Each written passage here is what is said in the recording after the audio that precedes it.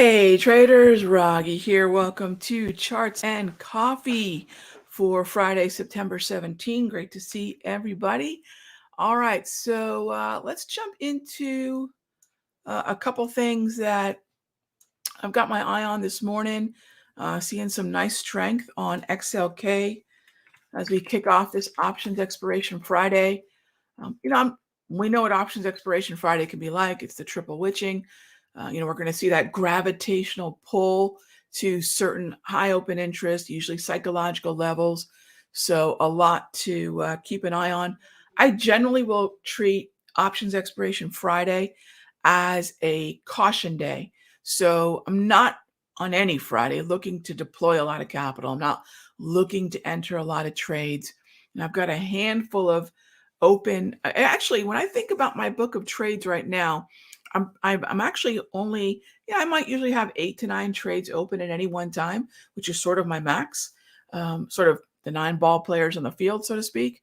I think we've got about 4, and 2 of them are pretty much in break even. So I don't have a lot of capital deployed right now. I'm looking for, some really good opportunities, and I'm hoping for some of the weakness that a lot of folks are expecting, because in those specific setups where there is support that's buyable, I'll be definitely looking to do that.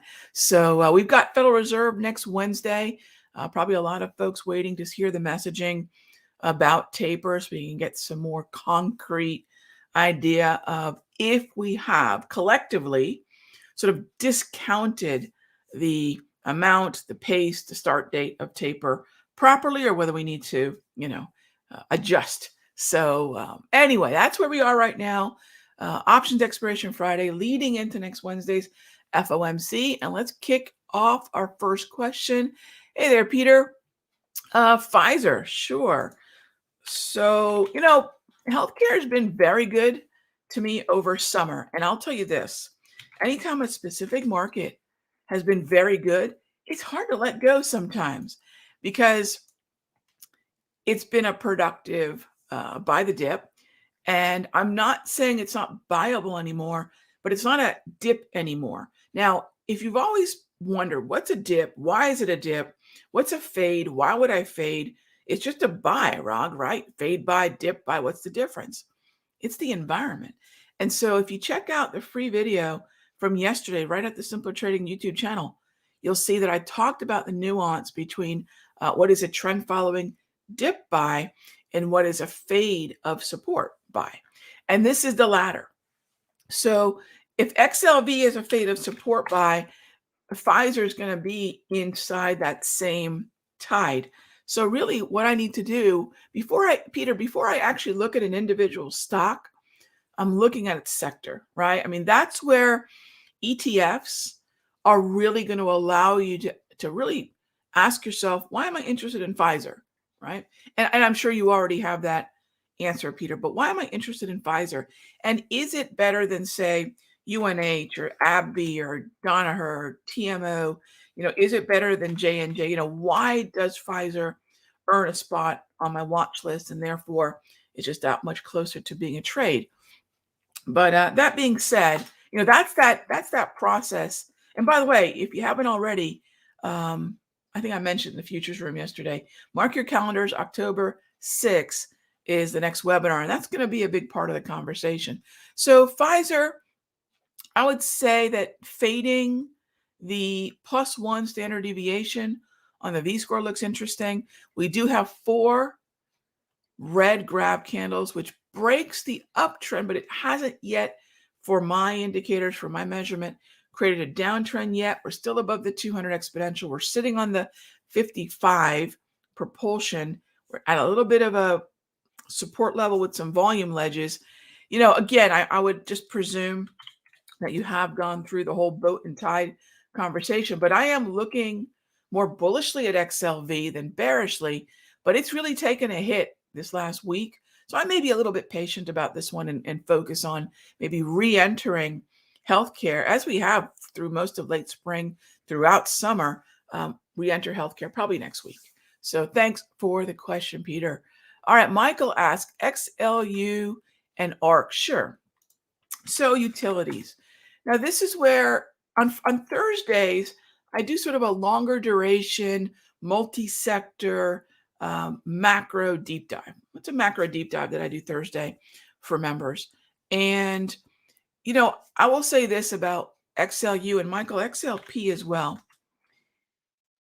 If I'm not seeing significant weakness in, say, XLK, XLC, and XLF, and I'm seeing weakness in XLP and XLU, your question, I don't think there's risk aversion. So XLU, first red grab candle, we've been yellow on the JT multi since the 14th of September, earlier this week. And so for me, I would be very cautious about playing sort of a defensive corner of the market versus sort of the more offensive corners of the market, the high beta, high momentum corners of the market. And so XLU, I'm definitely going to hit the pause button on but let me say this, Michael, keep an eye on NEE, because if you like XLU, this is the number one weighted stock. This is the biggest boat in the tide, NEE. So I'd definitely keep an eye on the trend. This one looks better. So again, relative outperformance means looking at the sector, looking at the stocks, and finding out what has better structure. So that's where I would be on that XLU question. And then ARC, look, I'm not going to bet against Kathy Wood. Betting against her is just betting against patience and time. She's got, I think, whenever we're talking about ARC, we've got to change our duration, right? We've got to use the duration that she is always very transparent. I mean, does anyone do transparency better than ARC funds? She talks about a 5-year duration. She also talks about 15% a year. But, I think what is interesting is they had a very large position in Tesla last year. Tesla went absolutely parabolic into the stratosphere. And now traders are measuring in many ways her performance to 2020, which was an anomaly. Let's face it, doesn't make her any less brilliant, but it's just an anomaly. So if I use a 5-year duration and I'm sticking with what she's saying she's looking for, any conversation about ARC F, G, etc. And I've got a fairly large position in ARC G. I think ARC G is probably the most interesting to me. But as far as ARC K goes, or any of the ARCs, I'm usually going to start that conversation, Michael, on a weekly, because my duration has got to be longer. I don't really trade the ARCs, and I don't necessarily trade the stocks within the ARC, because one thing I've always found pretty puzzling is the number of very illiquid names they tend to buy. But again, I'm not questioning what she's doing. I'm just going to accept the duration and usually kick it out to a weekly. So thanks for the question, Michael. James, how you doing, my friend? 7 red grab candles in the YM. Yep, YM has had a very difficult time keeping traction as an uptrend since, as you can see here, since mid-June. So I'm not surprised to see the red grab candles. I'm not surprised to see that it's sort of ugly grinding higher. I'm not willing to short this market, but we are starting to get, and you're absolutely right, James, not this. So what can oftentimes be a pattern that will front run the JT multi is the minimum 8 red grab candles in propulsion formation pattern process, whatever you want to call it. So James, yeah, next week when I'm with you all in when we're on our Wednesday weekly for the sector secrets, or just on Monday when I'm in the chat with y'all, we might have to look at Dow as more of a weak conversation, which doesn't mean I'm going to short Dow. So where would that map to for us, James? Where that's going to map to for me is just sort of the green light to short the underperforming corners of the Dow. IYT could be one of them. XLI could be another one of them. But the problem that I have is I don't want to get too presumptively short. I'd rather just take the YM off the watch list. We have our bullish watch list, we have our bearish watch list, and we have our do not watch list, right? I just might put it on the do not watch list. So if you're looking to buy it, which I'm actually fine with. Not my favorite buy. If I enter the bottom of the range, yeah, you know what? I would say, James, look at the low from August 19 and just sort of use that as where the buyer should kick in. Other than that, yeah, the bottom of the range around 34,350 would be a really good place to look to. Yeah, I'm with you on that. Just be careful and think about, if I'm being selective about where I'm deploying my capital, I guess the question is always, is this the kind of name that merits my attention and my money, right? That I don't hate my money. So just interesting setup, but then ask yourself, of all the things I could do, is this really at the top of the watch list? And is it at the top of the buy watch list, right? XLC today. Hey there, AJ.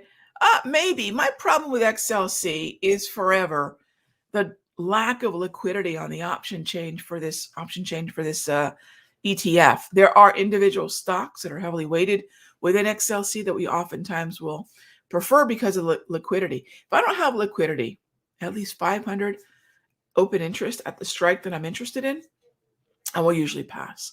So with that being said, I do like it. I need a liquid strike, and I like the possibility of moving higher, which actually takes us to Facebook. I actually like Facebook a little bit better. Liquidity is there, number one weighted name, but you can make your way down that XLC waiting list, the holdings, and ask yourself if there's something else within the communications ETF that gets your attention. Might be a little bit more affordable than Facebook, could be a lot more liquid at the strike than XLC itself. But yeah, generally speaking, AJ, I do like it for a buy, 100%.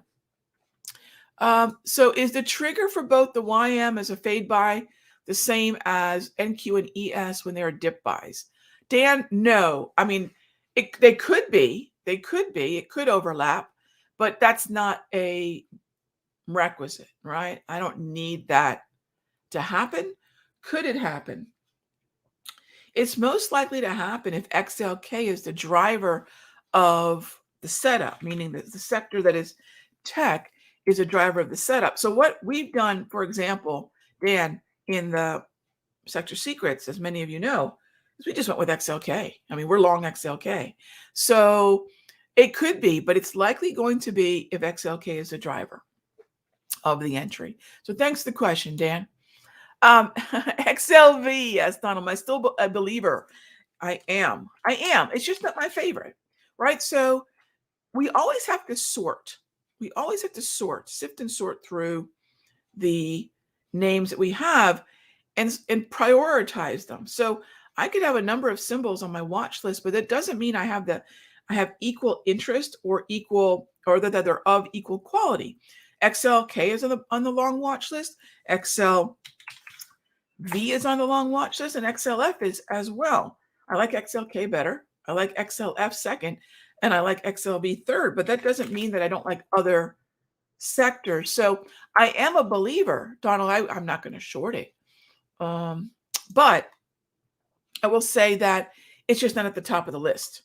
When I think about the impact XLF and V have on the S&P futures, on the S&P ETF, I am keenly aware of it, but I might prefer to jump in more broadly at SPY than XLV. But I am. I don't want to short it. Jimmy asks, XLE. We're getting a 1, 2, 3 pullback. So we're getting the beginning of that transition out of the downtrend. I don't know that it's going to organize into an uptrend, but I know we no longer have the downtrend. So with that in mind, what I would like to see is maybe a pullback to the point of control. That'd be pretty cool. But the 1, 2, 3 has triggered, and you can see the pattern I've outlined on the screen here. That's a reversal 1, 2, 3. And by the way, if you're thinking to yourself, I don't know what a reversal 1, 2, 3 is, Rag, no problem. Head on over to the Countdown Trader, or you can Google Countdown Trader Dow 1, 2, 3, and it will show the updates, the blog posts, and videos that Trish has put together for you all for Dow, the Dow pattern, what it is, what that 1, 2, 3 is, the reversal, variety, the continuation. So if you're unfamiliar with it, that's what a reversal one looks like. And so it could be trying to reverse. Jimmy, a lot of it is going to be dependent on the CL, right? A lot of it's going to be, can we get through, say, 73, 74, get through 75 and CL? Because CL is the high tide that's likely, right? CL is the high tide that's likely to pick up a lot of these names. But XLE, Jimmy, I keep an eye on the XOP. XOP's been benefiting a little bit from the natural gas, right? That natural gas moved to the upside. And explorers look a little bit better structured than oil services, OIH, and energy, XLE. Okay. So thanks for the question, Jimmy. Mark asked, thoughts on PLTR? Again, another Kathy Wood name. She can move markets. ARK can move markets. It's heading higher. Cool. But look, when should it get our attention? Right? That's the conversation that we're often having. When should it get our attention? Well, if you're looking for a 1, 2, 3 continuation, all right, let me grab the tool here. If you're looking for a 1, 2, 3 continuation, it's happening something like this, right? And it probably broke out in that area. That's not a pretty 1, 2, 3, but it's valid. So as you move higher, right? See through this area, as you move higher, notice that the 1, 2, 3 kind of confirm. Now we're on the bullish side of things. Now we're on the north side of the 34 EMA wave. We're north of the 200 exponential. And then we go double green on September 3. September 3 is what should get your attention if you're looking to be a dip buyer. Because if you're looking to be a dip buyer, all right, you see these two dips right in here? If you're looking to be a dip buyer, once we go double green, that's quite literally your green light. So today's candle, or I should say yesterday's candle, the candle from the 16th, unfortunately, that's where a lot of traders start paying attention. Big momentum moves. But, for me, September 3 was when this said, hey, buy the dip. And that meant September 8 and September 13 were the opportunities to get long. All right. So that's the way I look at something like this. I hope you see the way that it sort of evolves from the continuation 1, 2, 3 to the double green dip buy. Okay. All right. So that's PLTR. All right. PEP, would I consider PEP a buy? Let's take a peek. All right. So PEP is going to be an XLP conversation. So if I'm not wild about XLP, PEP has got to be a relative outperformer. I got to keep that in mind. If I don't like XLP, then PEP better be the best look that I have out of that corner of the market. And it could be, right? It very well could be. But you have to do the scanning. I mean, Costco looks better, but take a peek at the structure. When I've got a series of blue grab candles stacking up like this, while I do think, this is going to be more of a continuation conversation, look for a momentum break, or you can front run the momentum break by cutting the range in half, focusing on the lower end of the range. And that way you're sort of front running and fading. Now, both of these I've taught you all in the free videos back at Simpler Trading's YouTube channel. So I would definitely check that out. Take the range, cut it in half, front run and fade. That way, if all we do is move up to 57.5, if all we do is move up to 158, I don't need the breakout to see a profit. I can just ride it to the other end of the range. And that's the way I like to do it. So Audrey, that's the way I like to do it. So I hope that makes sense. All right. Let's see what else we have here. Great premium video last night. Thank you very much. I appreciate that. I do try to deliver. All right. So I'm out of time. So Dan, I love your question. Maybe, if you wouldn't mind, set it up for us on Monday. I'm happy to jump into that. But I'm not looking at 08 like 2021. So the simple answer is no, but I'm happy to dive into the cues. By the way, The whole idea is, can I recognize the cues of a rollover? We did that in the video on Wednesday. So check out the free video from Wednesday where I talked about what the rollovers typically look like. All right. Okay, gang, have a great Friday. Caution, it's an options expiration, triple witching. All the witches are in the house. So just heads up on that. I'll see you all on Monday. Have a terrific weekend. Be good to each other. I'll talk with you soon.